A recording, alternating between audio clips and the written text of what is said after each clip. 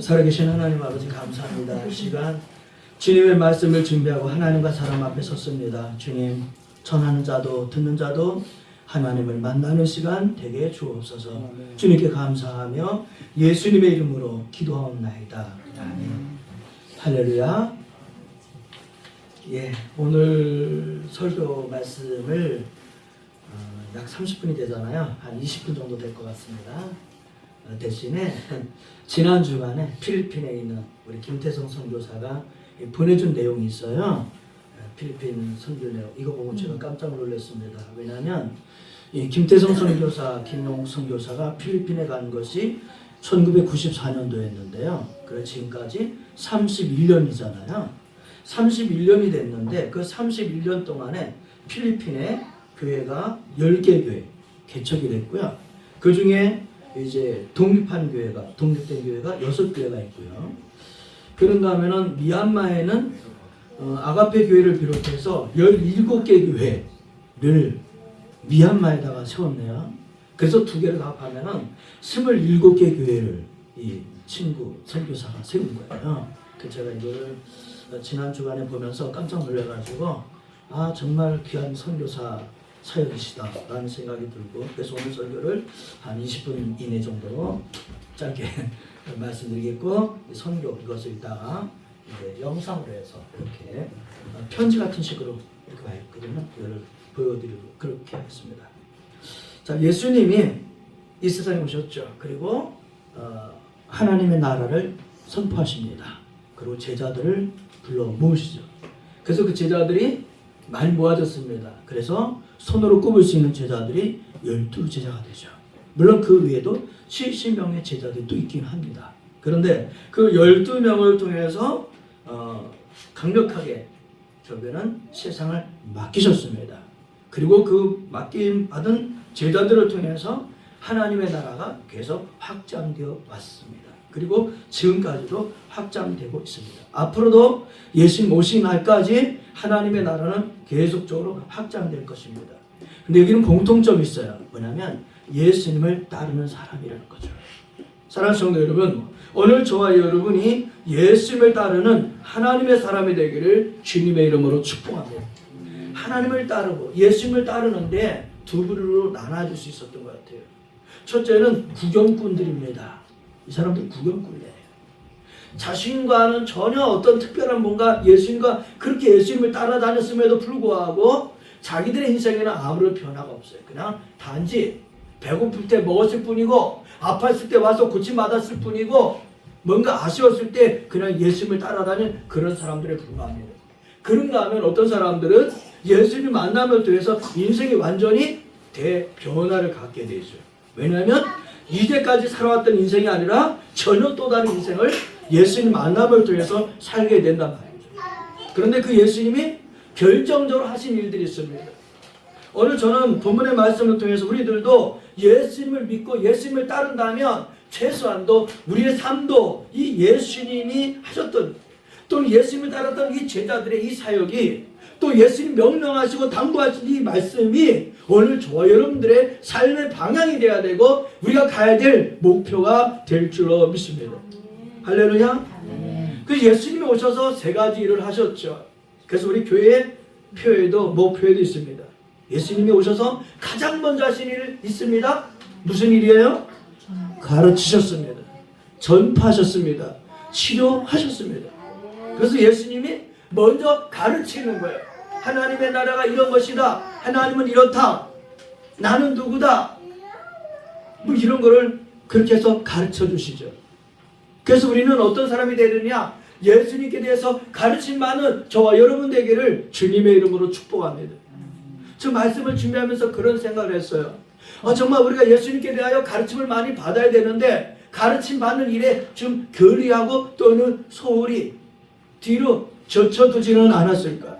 그렇다고 한다면 우리가 주님 앞에 간 그 순간까지 지금부터라도 예수님께 대하여 배움에 최선을 다하는 배움에 주력하는 우리 자신이 돼야 되지 않을까?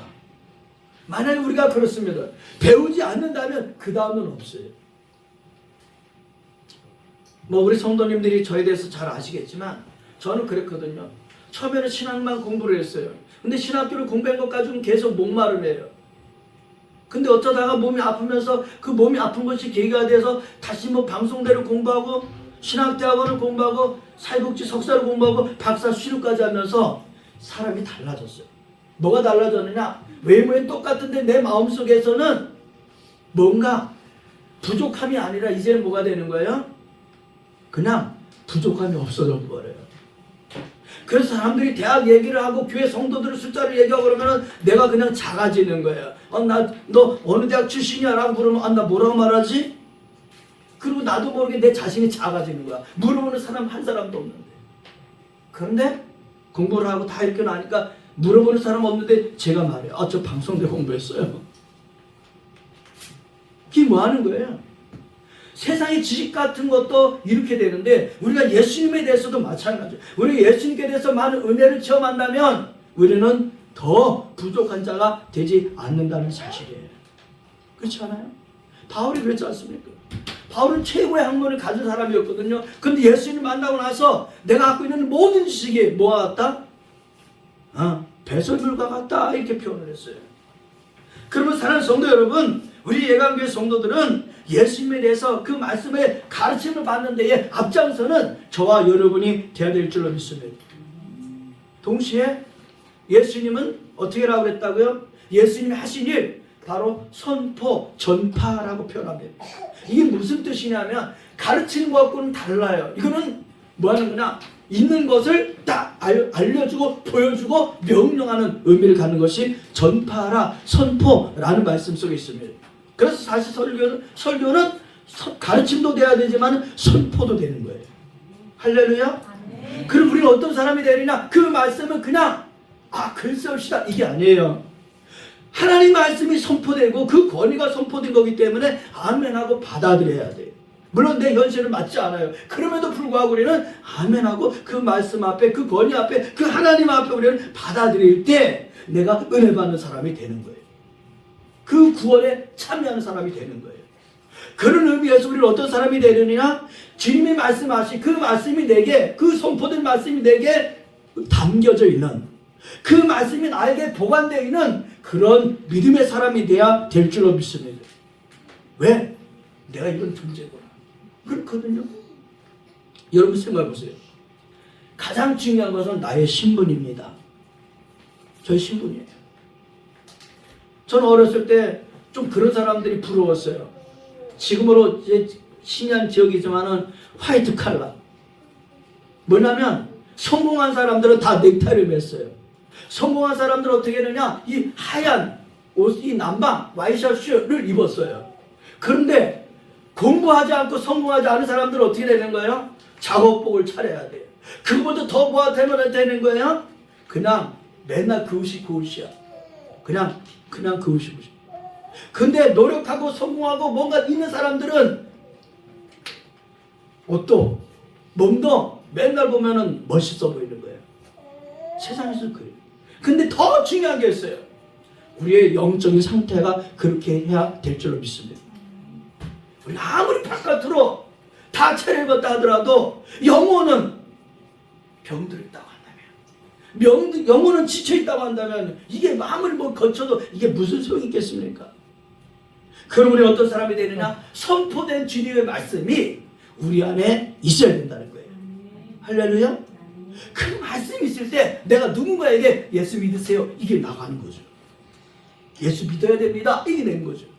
근데 내가 그런 확신이 없어. 근데 내가 누구한테 예수 이 말이 나가 있어요? 안 나가는 거예요. 힘이 없죠. 생명이 없죠. 왜? 내게 그 선포된 말씀이 없으니까요. 그런가 하면 어떤 사람 예수님은 치료하셨다고 했어요. 여러분 병든 것 고치는 것 치료받는 것 당연히 받아야 됩니다. 그런데 예수님은 병만이 아니라 영혼까지도 치료해 주셨다고요. 그게 뭐예요? 내 죄를 사하였노라. 할렐루야. 사랑하는 성도 여러분, 앞에 저는 죄인입니다. 여러분들도 죄인입니다. 그런데 더 중요한 건 뭐냐? 주님께서 내 죄를 사하였노라. 주님께서 용서해 주신 죄사함 받은 자라는 거예요. 그래서 우리는 당당할 수 있어요. 왜? 마귀는 우리에게 참소합니다. 그래 너는 또 죄를 짓는구나. 역시 너는 그래 하고 마귀는 계속 참수를 해요. 우리가 실패할 때마다, 마음이 약해질 때마다, 믿음이 연약해질 때마다 계속 참수해요. 그런데 그럴 때마다 우리는 어떻게 되는 거예요? 그럼에도 불구하고 주님께서 그런 나를 위해서 죽어주신 거야 하고 마귀에게 우리는 뭘 말하는 거예요? 예수님의 피, 죄 사함받은 예수를 말하는 거죠. 그래서 우리는 어떤 사람이 되느냐? 먼저는 가르침과 전파함과 치료자가 되는 우리 모두가 되기를 주님의 이름으로 축복합니다. 두 번째는 본문의 말씀에 그렇게 말씀하죠. 36절 무리를 보시고 불쌍히 여기시니, 이런 말씀 있습니다. 불쌍히 여기시니. 할렐루야.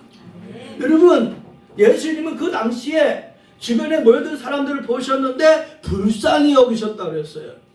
그리고 불쌍히 여기시고 그 뒤에 뭐라고 말씀했느냐? 그들이 목자 없는 양과 같이 고생하며 기진하니라. 예수님은 그들의 모습 속에서 지도자가 없는, 유린당하고 있는, 착취당하고 있는, 고통당하고 있는, 신음하고 있는 백성들의 모습을 보았다는 거예요. 불쌍히 여겼다는 거예요. 오늘 저희들에게, 앞에 있는 저나 여러분들에게 주님께서 불쌍히 여기는 마음을 주시게 되기를 주님의 이름으로 축복합니다.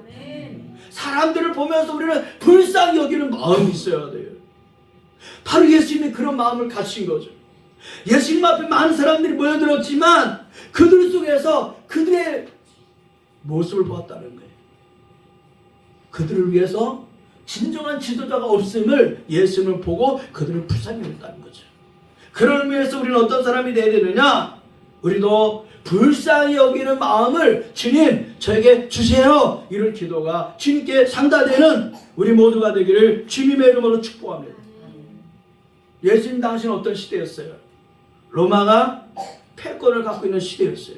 힘으로, 군사력으로 막 무찌르고 짓밟고 하는 그런 시대였어요. 그런데 로마에게 항복만 하면 자기 편을 만들고 그런 시대였죠. 근데 그 당시에 이스라엘에 지도자가 없었을까요? 성경의 말씀에 보게 되면 지도자들이 있었어요. 대제사장도 있었고요, 바리새인도, 장로들도, 사두개인들도, 지도자들이 다 있었어요. 그럼에도 불구하고 예수님은 목자 없는 양과 같이 그들을 보았다는 거죠. 저는 말씀을 준비하면서 그런 생각을 봅니다. 정말 2000년 전이나 지금은 뭐가 다를까? 정말 신실한 양들을 위해서 예수님처럼 목숨을 버리는 그런 지도자들이 얼마나 있을까? 만약 그런 지도자들이 없다고 한다면 하나님 우리들에게 그런 지도자를 주시옵소서. 이 기도가 주님 앞에 드려져야 될 줄로 믿습니다. 비록 우리는 그런 지도자는 아니라 할지라도 예수님처럼 나보다 약한 사람 보면서 저들에게 목자 없는 그 양과 같이 고난당하는 그들의 모습을 볼 수 있는 마음을 주님 우리에게 주시옵소서. 그럼 어떻게 되는 거예요? 그들을 위해서 기도하겠죠. 그들을 위해서 전도하겠죠. 그들에게 뭔가 손길을 내밀 수 있겠죠. 그럴 수 있는 저와 여러분 되기를 바랍니다.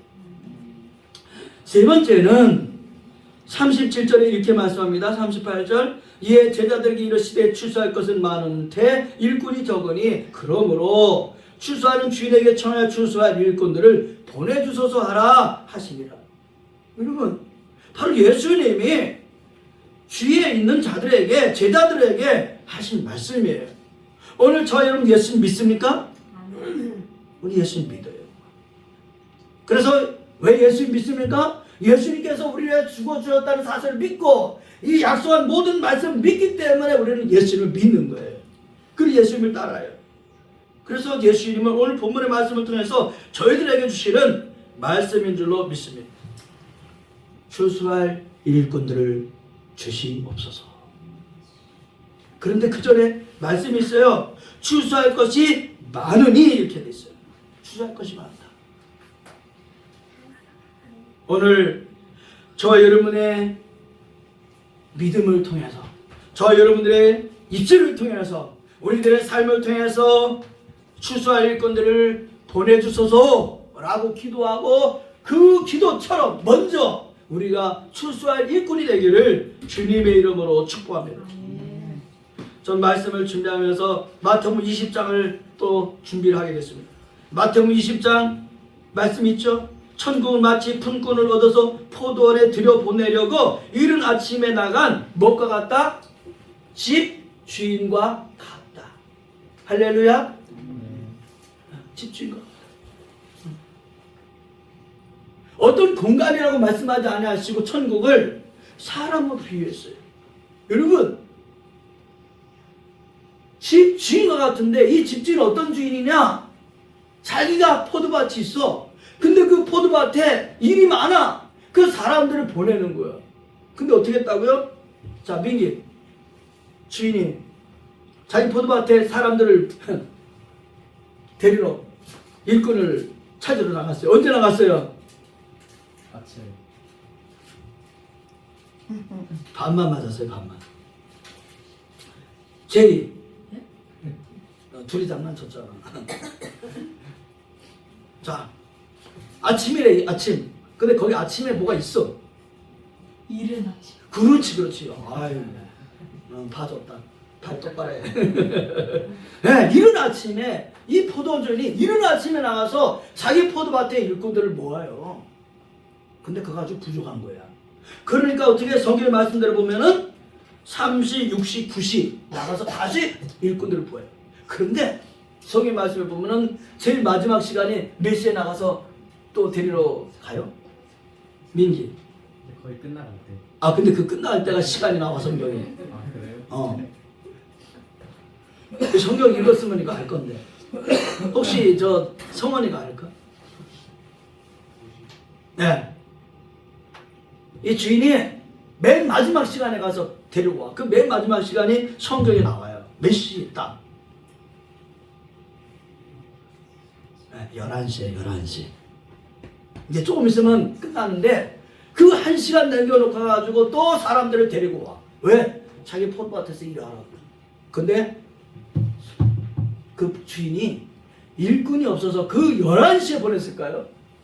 아니거든요. 그 사람이 만약에 일을 하지 않으면 집에 가서 굶어야 될 사람들 생각 때문에 그 사람 일 시켜준 거예요. 일 시켜준 거예요. 사랑하는 예감교 성도 여러분, 하나님은 저와 여러분을 부르십니다. 하나님의 나라를 위해서 포도원 일꾼처럼 불러주셨어요. 근데 그 부르심에 대해서 우리는 어떻게 되는 거예요? 알고 최선을 다해서 그 포도밭을 위해서 일하는 사람들. 이 포도밭이 뭐예요? 천국, 하나님의 나라. 사랑하는 예감교 성도 여러분, 최선을 다하는 저와 여러분이 돼야 될 줄로 믿습니다. 기도하는 사람, 전도하는 사람, 은혜 베푸는 사람. 그래서 어떻게? 일꾼이 되고 일꾼을 보내주소 라고 기도하는 저와 여러분 되기를 예수님의 이름으로 축복합니다. 기도하겠습니다. 하나님 아버지, 예수님을 따르는 자라는 말씀으로 말씀을 전하고 들었습니다. 아버지 하나님, 예수님을 단순히 따르고 그리고 그냥 구경하고 그냥 뭔가 얻어먹고 아쉬울 때 예수님을 따르고 필요 없을 때 예수님을 떠나간 것이 아니라 저들이 영원토록 예수님을 따르는 하나님의 사람들 되게 하여 주옵소서. 저들의 삶을 통해서 더욱더 예수님을 전할 수 있도록 축복하여 주시옵소서. 이 시간 특별히 필리핀에서 미얀마에서 선교 사역을 하고 있는 우리 김태성 선교사, 김효교 선교사의 선교 보고를 아버지 하나님 다시 문자로 보려고 합니다. 하나님, 그 선교 사역에도 하나님의 성령의 역사가 크게 임하게 하여 주옵소서. 주님께 감사하며 예수님의 이름으로 기도합니다.